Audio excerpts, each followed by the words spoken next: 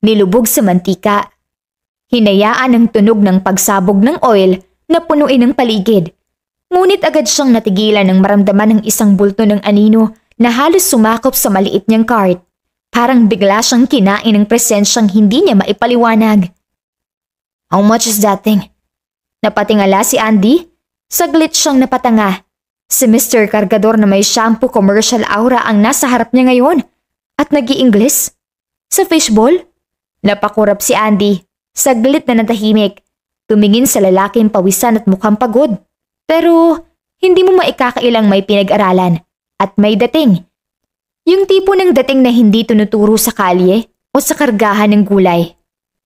"Excuse me?" Kunot noong tanong ni Andy. "Yung fishball." Sabay turo ni Jacob sa lumulutang sa mantika. "How much?" Wow! First time ko marinig na tinawag ang fishball ng that thing. Tumikhim si Andy, saka ngumuso sa mantika. 3 piso isa.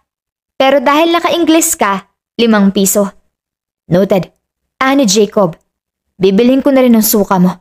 May presyo ba yon?" Ngumisi si Andy, sabay saboy ng suka sa maliit na plastic cup. "Libre ang suka." Saglit na natahimik si Andy. Nakatingin lang siya habang si Jacob ay mahinahong kumakain. Maayos ang paghawak, may galang kahit simpleng tusok lang ito.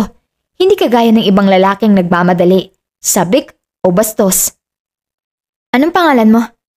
Tanong ni Andy, halos hindi inaasahan. "Jacob." Sagot na Jacob habang tumitingin sa dalaga ng diretso.